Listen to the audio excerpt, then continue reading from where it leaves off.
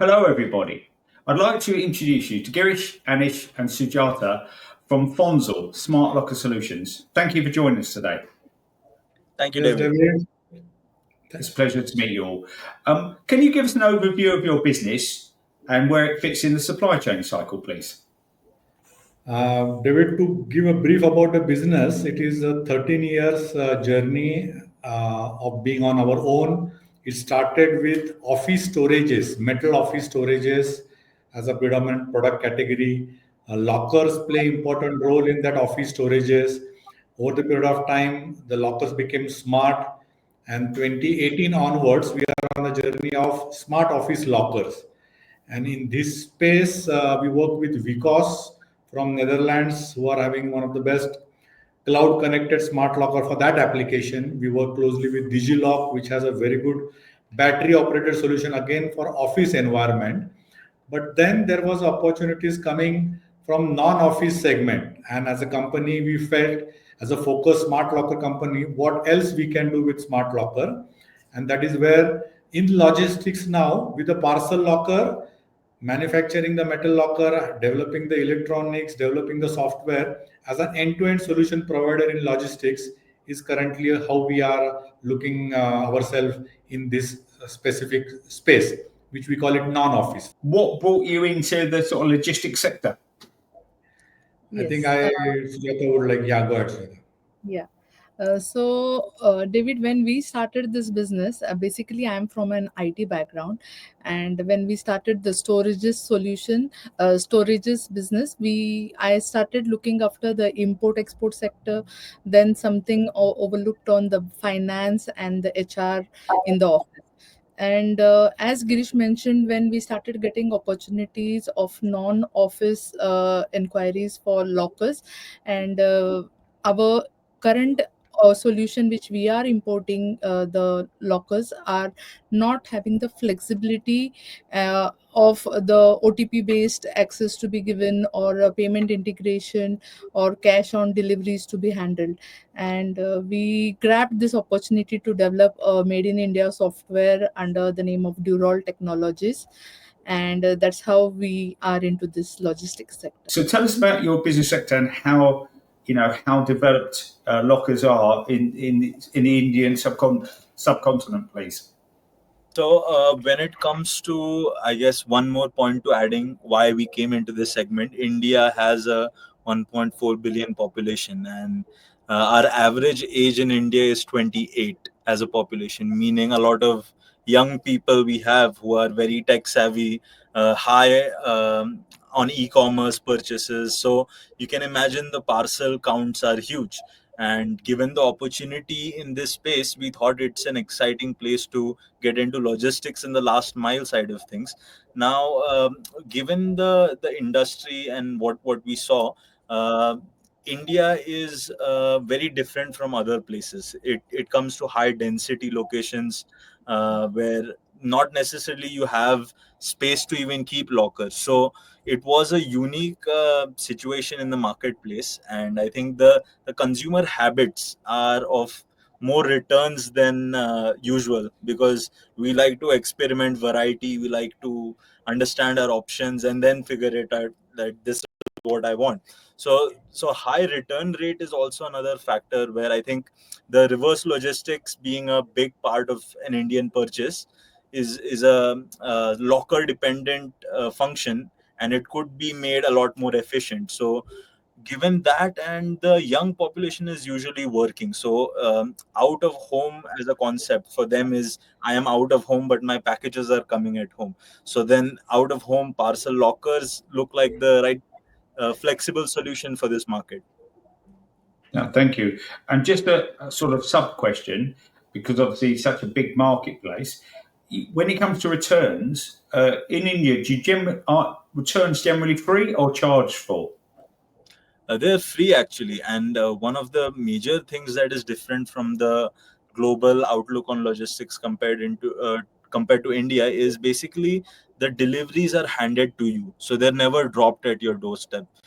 The deliveries are usually handed to someone and picked up by someone as well. So you are not required to go to a drop off point. They come to you as a end point to pick it back. Okay, no, that's good because it's one of the getting off subject a bit, but one of the challenges where people were buying 5 and returning 4. It's become an issue in the sort of UK market, which is interesting. So, what are bear in mind, you're trying to develop that market sector. What are the current challenges in the marketplace for your business? Uh, I would like to say one thing on this is quick commerce. It's a big thing now. You order something and it's at your doorstep in literally 10 minutes. And Blinkit, Zepto, these are companies that are driving this. And as I guess I mentioned earlier, Gen Z is what drives India's consumer trends. And we're kind of impatient people when it comes to our wants. So when we want it now, and quick commerce has kind of made that consumer behavior more solidified, where they expect things to come in faster and to the doorstep. That is another component of it. So I guess globally, if you see anyone who you ask, you go to the parcel locker, it's more sustainable, it's better for everyone. In the India side, it's like we want it at our doorstep and we don't want to go out, hence we are ordering it and it's coming to us within 10 minutes. So why would I go through the inconvenience of going somewhere to pick it up? So that is a challenge, I would say. And another part of this challenge, it's kind of connected, is a lot of people still live with their families, like their parents are at home. Maybe they have someone who takes care of their kids, that is at home. So in general, families are more knit together, meaning there is someone always at home to take any delivery. And we do have a growing population of kind of both husband and wife, or couples, or people who kind of are working, or even bachelors for that matter, who are alone at home. And they face this issue more than the ones with families, where everybody is not necessarily at home but someone is there to collect the parcel. So adoption in the residential areas is a lot more difficult than, say, the universities. Yeah, that's very interesting. So is again a little bit off sector here a little bit, but with lockers, are lockers becoming very popular, or will it take a while for that to develop because of the family dynamics? I think it's going to take some time. It is sector dependent, is how I would answer it. In the university segment, where the problem statement looks a lot more different than the residential side of things. Even for that matter, corporate offices is a similar scenario to the universities. Here, the people are engaged, say, between your 9 to 5. They're doing their own activities. As a student, they're probably in classes. As in a corporate sector, they're in an office having important meetings. And then there is a parcel coming in at that time, and the parcel people won't be doing deliveries post 6 or 7 p.m. So the endpoint guys, they don't really have a long time to overlap to exchange these packages. So there the adoption will be a lot faster compared to, say, your residential complexes, where it's not really a deep need right now. But in these two segments, it does make sense to go faster. Thank you for that, Anish. And that comes into the next one. What are the biggest opportunities and threats for your sector in the next 3 to 5 years? I think, David, I'll just add here a little bit what Anish earlier was saying on the use case side. So, parcel as a use case for residents, commercial, and the university. There is another set of application called buy online, pick up in store, BOPIS, what we say. And in this particular application, it is part of a logistics, but the store is handling the last fulfillment by saving the cost. We have a good deployment of more than 70 locations across 4 major cities of India for this application, which is unique than the normal parcel locker application. In the logistics, Hapag Lloyd has a very big logistics company, and they are using our lockers as a document exchange, as a bill of lading for importer to pick it up, for exporter to surrender. And we have done their 4 offices, including one in Nigeria. So this is the same parcel locker application where somebody is dropping, somebody is picking up, but a different use case. And it has a good potential to scale. across the shipping line where 9 to 5 only document exchange happen, whereas via smart counter they can do 24/7 this pickup and drop off. So these are the wider applications within the logistics parcel space is what I wanted to say. I add as a next emerging opportunities, and we are fortunate to have a success use case in all these segments so far. Thank you. Okay. Is there anything else on that same question, Sujata and Anish, you wanted to say? On that, are we going to the growth side and what are the biggest challenges in growth? I'll answer that Okay. question. Yeah. I think on the growth side, there is really high adoption in universities, as I was saying earlier. And we have seen that customers tend to be more satisfied with the last mile. The reason being, not only is it a hassle to coordinate times, but the way they are previously handled is a delivery person literally sits in a university. Like you can take the example of Blue Dart. A Blue Dart guy will sit at the designated area for the whole day, set up like a stall of parcels with 20, 30 parcels around him. And then as the students come in, he figures out which one it is and hands them. And then there's like a huge crowd of students around. So as an experience of the last mile end point, it is a chaotic experience to pick up your parcels. So the smart locker really makes it modern and hassle free. So I think there's a big opportunity there. um, Anything to add from your side? I think Blue Dart, when David Anish mentioned Blue Dart for a wider audience, in India, Blue Dart is as an arm of DHL. So Blue Dart DHL is a combined entity in India, and we have our software solution integrated with DHL Blue Dart solution, which handles the entire workflow seamlessly between two software. And in India, the habit of consumers of, we call it COD, cash on delivery. So there is a sizable parcels which people tend to pay at the time of collection, and we have that payment integration from Stripe and Razorpay also done. So we give that end-to-end solution of logistics companies collecting the money, and then only door opens and the parcel is transacted. What are people in the sector not talking about? And this is probably for you, Anish. What are they not talking about that perhaps they should be? I think a big driver is sustainability. Sustainability as a driver of consumer decision making.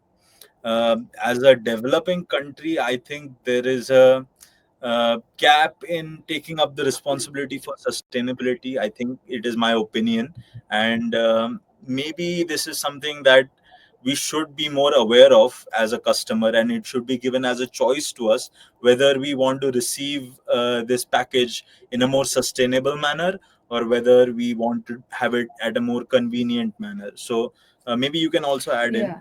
So I would just like to add that one of the employers insisted that he doesn't want his employees during the office hours to go out and collect the parcel. So they insisted that they should have a parcel locker outside the office, so at their employees convenience, later when they are free they can go and collect, so they don't have to leave the meeting room. Or in some huge offices, like 20-25 story building, the person doesn't have to come down to collect the parcel, and this really takes time. The probable the good working hours are wasted over there. Yeah. Okay, thank you. And what you mentioned there, Anish, nicely fits into the next question. How do you see the green transition impacting your sector? Uh, I think we can say the green transition is happening at a slow and steady pace in India, not as fast as everyone would like it to, but there are good steps being taken.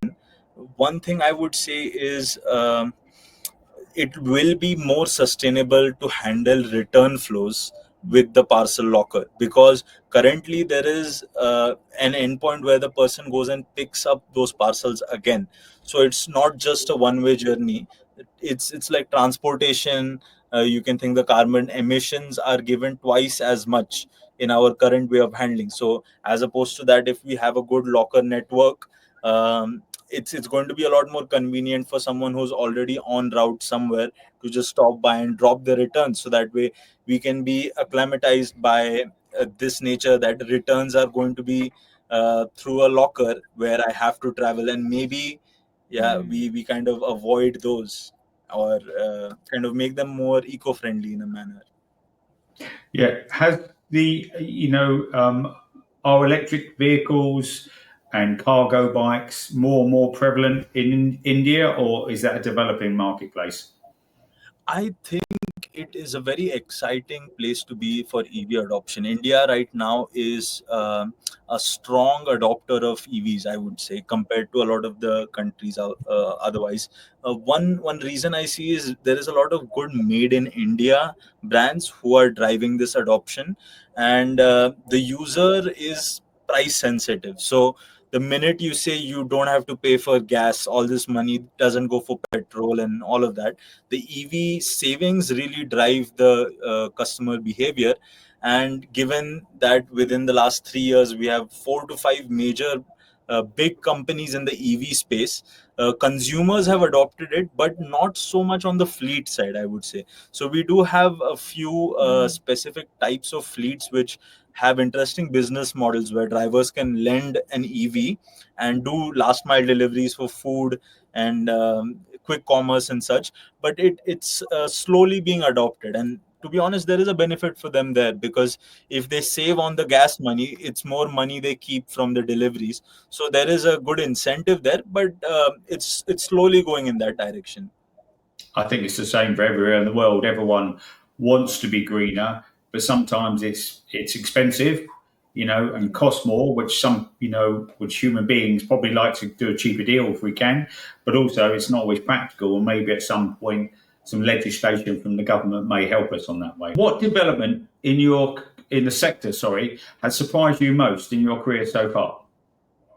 Anish, you want to go, or I can go from the. So the quick commerce, what happened in India, which is not so successful in the rest of the market, with everybody's expecting the deliveries in 10 minutes in India now, was not expected. But in last 2 years, what scale it has happened is really big. And for a parcel locker adoption, that can be a little deterrent, because you are getting most of the things very quickly delivered when you are available. That is what I sensed, was a little surprise how fast it came as a big element. And then, as Anish mentioned, India's age 28 and Gen Z as a population, the entire user behavior India is adopting digital and the returns and everything, adding a lot of strain on the logistics overall. And if parcel locker adoption happens well, probably it should benefit. Anish, you have anything on this? I think two points to this. What I'll say, one surprise. I'll just add. I studied in the U.S. and at Penn State I graduated in enterprise technology integration. Once I came back to India, I was shocked at the infrastructure, and what I would say is really a strain on everybody here is the lack of infrastructure catching up to the needs of urbanization. And logistics as a big part of this is kind of adding on to the problem rather than efficiently kind of taking care of itself, in a way where the roads are busy and there's a decent bit of logistical load on the roads, because of course we all drive on the same roads. But could there be any optimization there? Possibly yes. I think there is scope where lockers can come into the picture and kind of take care of that problem, and maybe that can be an incentive.